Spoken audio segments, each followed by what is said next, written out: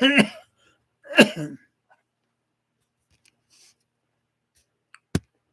this video, I am going to be continuing what I have been doing in the Kohelet, in Ecclesiastes. I've been looking at the grammatical analysis after reading the Hebrew, verse by verse, followed by commentary and application. So at this point, I stopped last time on the last video at verse 22. And what we're looking at, or what the Kohelet is looking at, is futility of toil under the sun. For once one leaves this world, how do we know, he's saying, whether our toil will be left to a person that will continue to improve it, or to a fool that will destroy everything that one has done. So because of this and this uncertainty, he concluded by saying that what is there of all of man's labor, wherein he toils under the sun, because he does not know what might happen as a result, how he might, where his toil might be left. In other words, all of his toil and striving of his heart, where he toils under the sun, he says, could be left to someone that would destroy it. So he said, this also then is proving to be vanity. Then he goes on to add an additional thought in verse 23. Ki ho yamav machovim v'cha'as inyano gam b'layla lo shachav lebo gam zeh hevel hu. In other words, he says, in spite or in thinking about all of this, also for all of his days are pains and vexation of his occupation.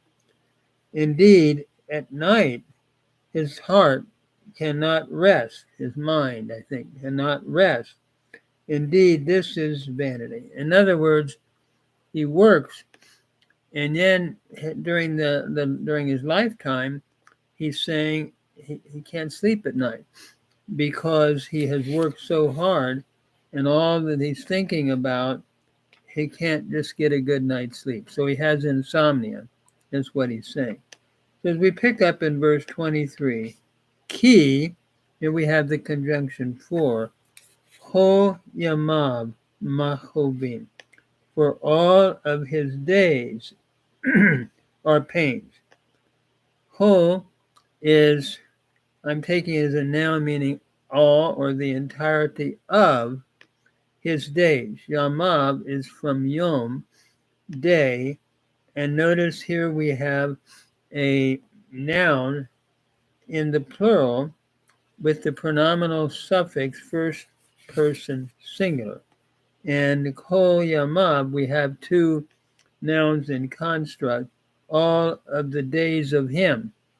Literally, it's sort of all in construct, but all of his days are machovim. Machovim is from machov, which means pain. And im is showing we're looking at a masculine plural. So all of his days are pains, because even though he works hard, he can't seem to calm down at night. We live in a time even today where people have to take all kinds of things to calm them down. Sleeping pills to be able to sleep and so forth. So he's talking about that back then. He said all of his days are pains, and cha'as inyan.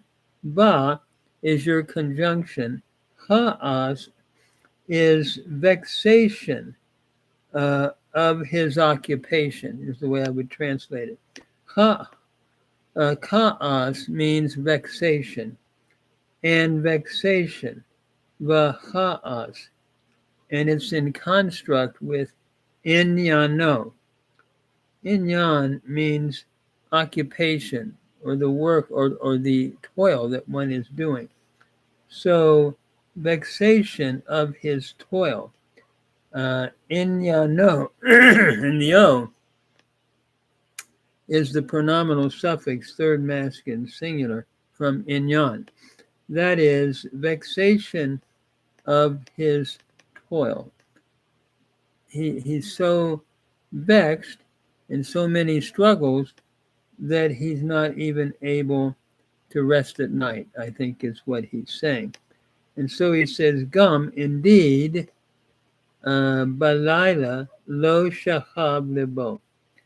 Indeed, at night, his heart cannot rest, takes no rest.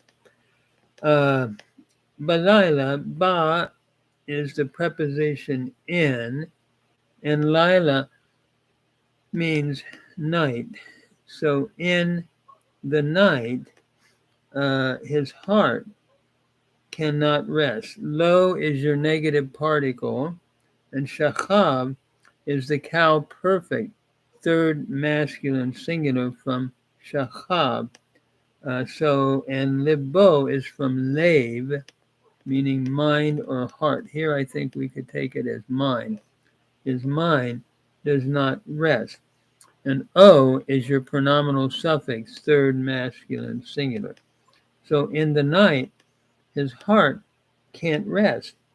He can't get a good night's sleep because everything is vexing his mind, is what he's saying.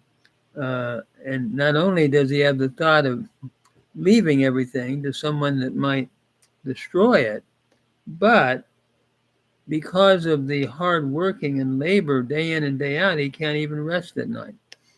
We see this a lot today with people working double shifts, working many, many hours, and all the struggles of trying to calm down, to rest, is just as real today as it was back then, and maybe even more so because of all the things that people are involved in today, along with fighting traffic and everything else. So his heart takes no rest. Nebo, shachab, we said, is a cow perfect, third masculine singular from shachab. And lab is the word, as we said, for heart. And O is your pronominal suffix, third masculine singular. So his heart does not rest. Gam zeh, indeed, this is vanity, is hevel hu. Zeh is your demonstrative pronoun, masculine singular. Indeed, this is hevel.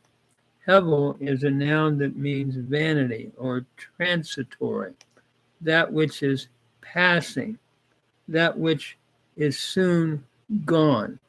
So I think what he's saying, indeed, this is hevel, transitory, vain. Who is the personal pronoun? Indeed, this, it, but I think we could translate it this, third masculine singular. Indeed, it or this is hevel, chasing after the wind. It's fleeting. So as he moves on, in verse 24, he's going to encourage his audience to enjoy life in one's toil as much as possible. And that's really what it comes down to.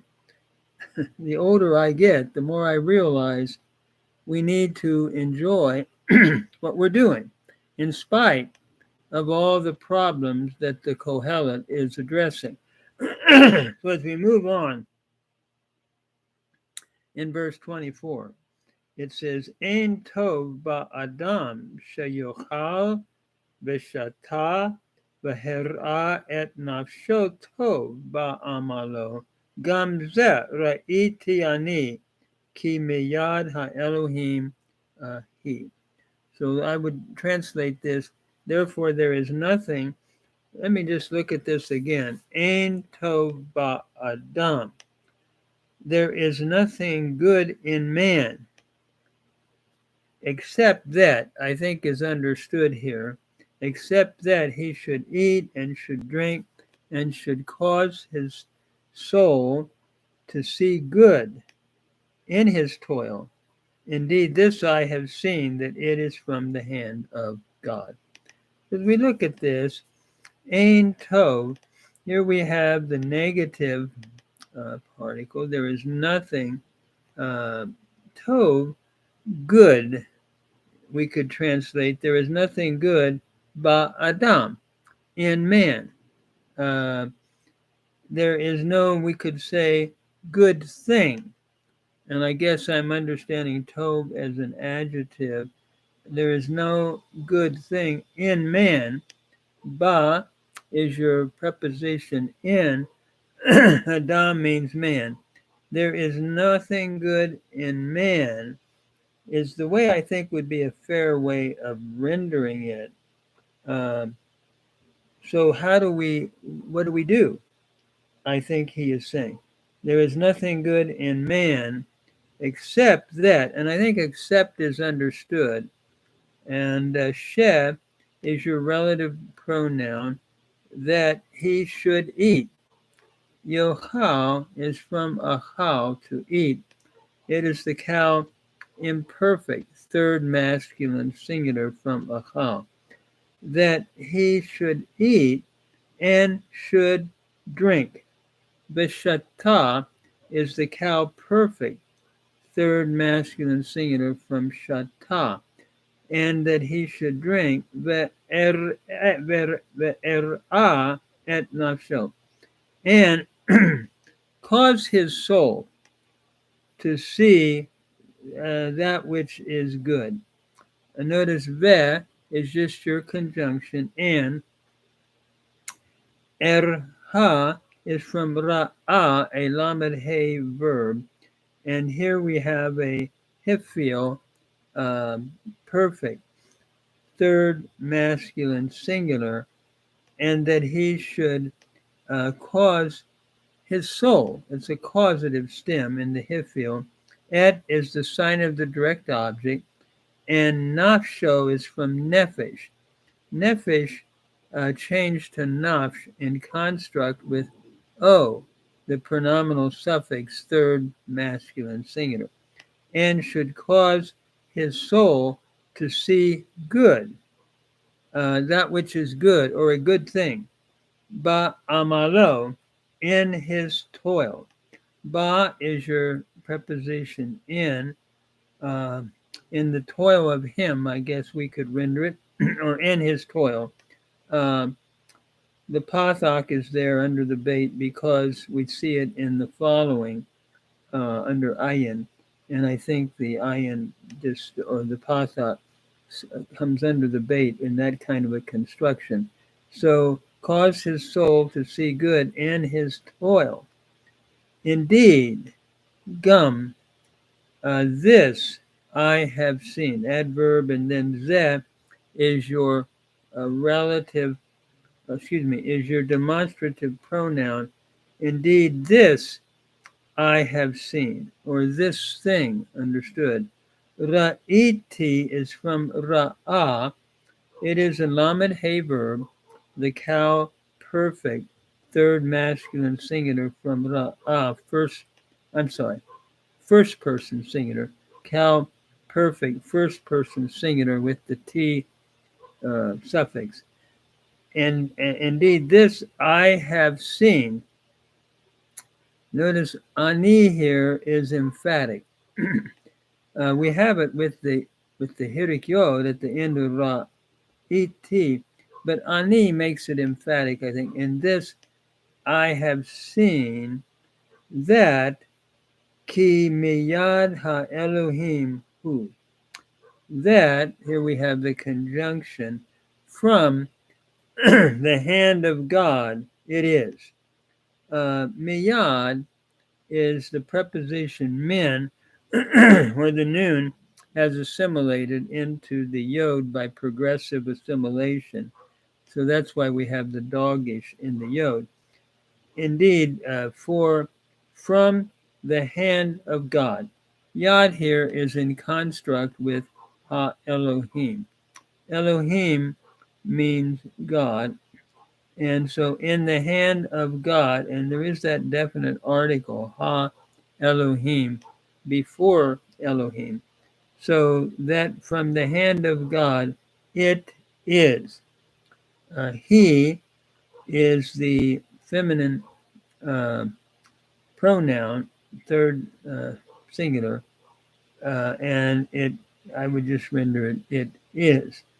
So, in other words, what he seems to be saying is that there is nothing better for a man when we think about life than that he should eat and drink and cause his soul to enjoy pleasure in his toil or labor, that this I have seen is from the hand of God. One of the things that I think as I read a text like this, that what he's saying is, even though you don't know the future, and that you may never ever even participate in your labor that you're doing in the future, the point is you enjoy what you're doing. One of the things I wanted to read a very interesting, I thought, illustration in the Socino Bible commentary in the five Megillot. And this is on the book of Ecclesiastes. And I thought it was an interesting note that is made uh, by Rabbi Dr. Victor Reichart. And this is on page 121. I thought this was a very interesting illustration. He said, I reconsidered and I declared that Kohelet adopted that standpoint. What is the standpoint? In this connection, it is related that the Emperor Hadrian saw a very aged man planting some young trees. How old are you? He asked, and received the reply, I am 100 years. And do you expect to eat the fruit of the trees you are planting? He inquired. The old man answered, if I am worthy, I shall eat. If not, as my forefathers toiled for me, I toil for my children or my offspring. I think one of the things that we learn, at least it seems to me, if we follow this flow of thought, that what is left for us to enjoy is the toil that we enjoy, the days of our life. And one of the things that I have wrestled with as 81 years of age, having taught Hebrew in a seminary for a number of years and now retired, I enjoy grammar and I enjoy analyzing grammar.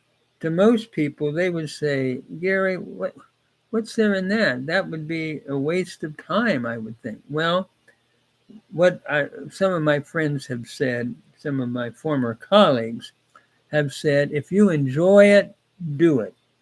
Don't worry about how many likes you get or what is happening on YouTube or Facebook or anything like that.